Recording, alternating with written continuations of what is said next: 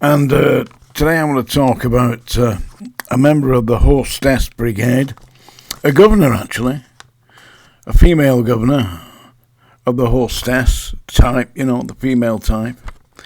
Yeah, name of Kerry Pegg, age 42. And I'm going to put a link down below to the BBC site, the web page that recounts this story. But I'm going to briefly recount it to you now. A sad story, isn't it, folks? You wouldn't think it, would you? That an educated young lady, 42 years of age, will get herself involved with a drug-dealing inmate. But there you go. You put women into men's prisons, what do you expect? Yeah, Kerry Pegg is resident at Orrell in Wigan, and she was the prison governor at HMP Kirkham.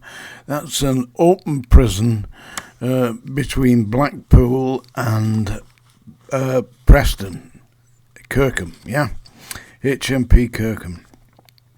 And apparently this particular inmate by the name of Anthony Saunderson, a regularly committed and jailed drug dealer, spent a great deal of time in the office of prison governor Kerry Pegg, and she subsequently granted him temporary release on licence, which was beyond her authority, but nonetheless she did it. And in return for this rather thoughtful gesture, don't you think? Thoughtful gesture, yeah. He gave her a Mercedes C-Class Coupe, a black one. Nice, eh? I used to have a black Mercedes called Obsidian Black. It's like a sparkly black, beautiful car.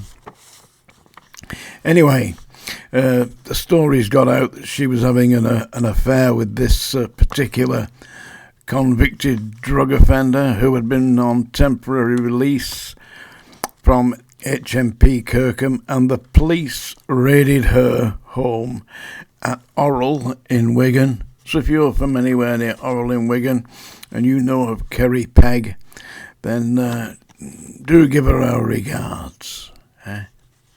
The HOSTESS Brigade. Another success for the female HOSTESS Brigade in prison. Anyway, they not only discovered DNA from Saunderson in her house, so he'd obviously been visiting in her house because they were on things like toothpastes and toothbrushes and stuff like that they found his DNA. But they also found mobile phones which they de-encrypted, because these were like these burner phones that the drug dealers used, but they de-encrypted it and found numerous mobile phone messages and text messages from Anthony Saunderson to Kerry Pegg. You know, the usual intimate stuff. I mean, what do they send these days? Dick pics, I think they call them. Yeah. And they also found, when they looked into Kerry Pegg a little bit closer, that she had numerous county court judgments against her, was living way beyond her means. But as a prison governor at Kirkham, she'd probably be on 40,000 a year, 45,000 a year. Yeah, she'd previously worked at HMP Risley, Liverpool, Walton Jail at Liverpool, and Stile, which is a female prison in Cheshire. I worked at Liverpool and worked at Stile. Stile's a horrible place. A really weird place. Strange.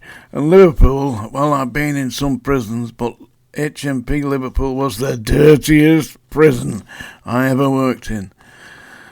The inmates used to throw the food on the floor on the landings. People were hawking it in all over the place. There were rats, mice, cockroaches. What a dirty, horrible shithole HMP Liverpool was.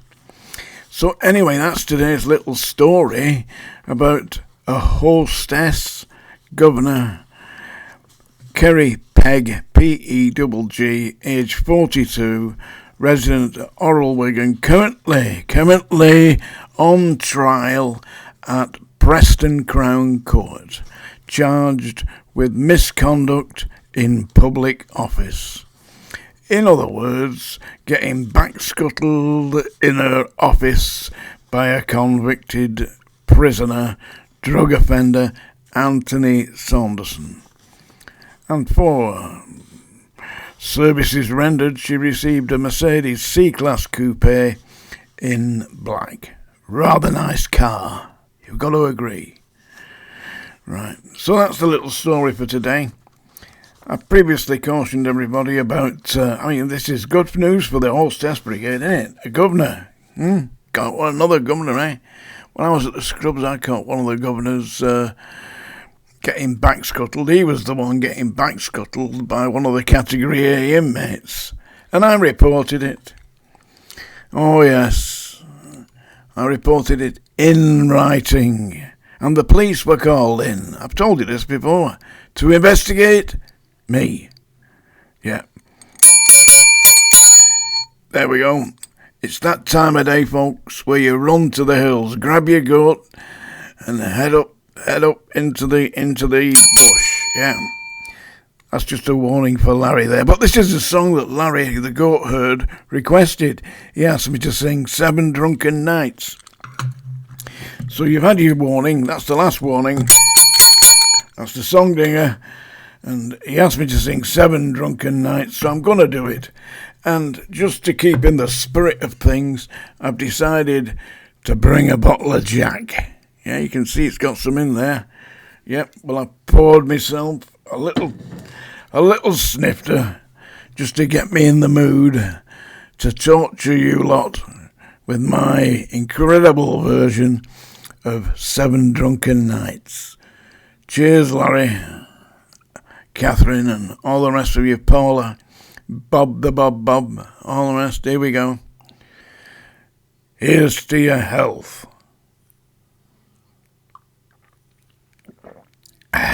Rather nice, that Jack. I like Jack, you know. I shouldn't do, really, because the Americans have got no respect for us, have they? No respect. Sad, innit? Anyway, here we go. This is me singing 7 Drunken Nights. Are you ready? Are you sitting comfortably? I'll just have another sip of this Jack, I think, just before I get going, just to get that little edge on my voice, you know.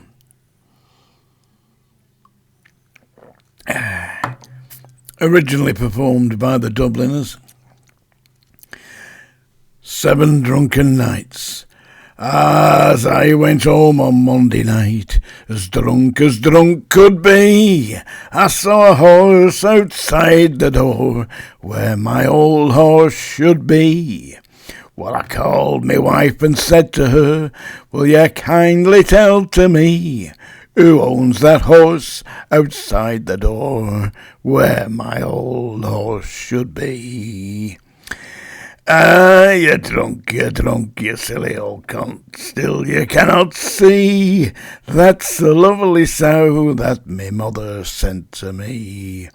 Well, it's many a day I travelled 100 miles or more, but a saddle on a sow sure I never saw before. And as I went home on Tuesday night, as drunk could be, I saw a coat behind the door, where my old coat should be. Well, I called me wife and said to her, will you kindly tell to me, who owns that coat behind the door, where my old coat should be?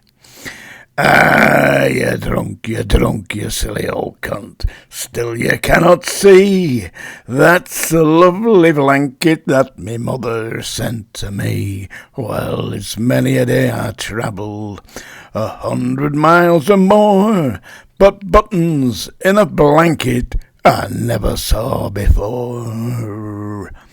Just have another sip of the Jack, eh? Keeping the spirit. You like it, yeah?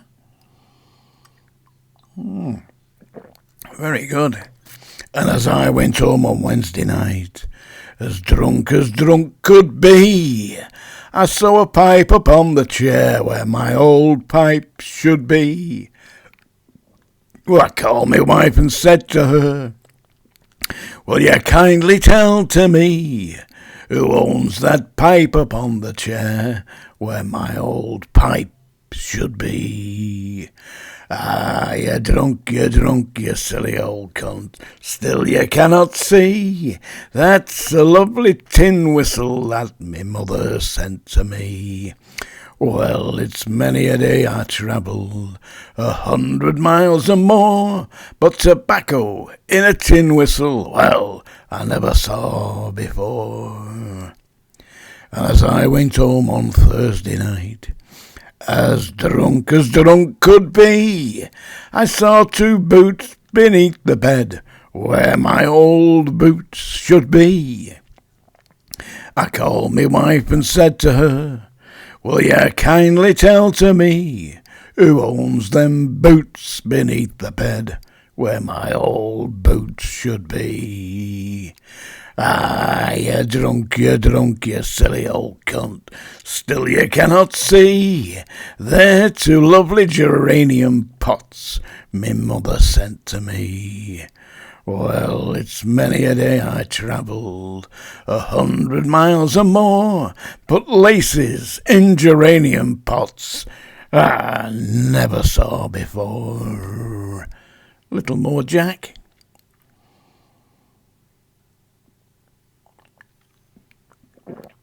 And as I went home on Friday night, as drunk could be, I saw a head upon the bed where my old head should be. Well, I called me wife and said to her, will you kindly tell to me who owns that head upon the bed where my old head should be? Ah, you're drunk, you silly old cunt. Still you cannot see. That's a baby boy that me mother sent to me.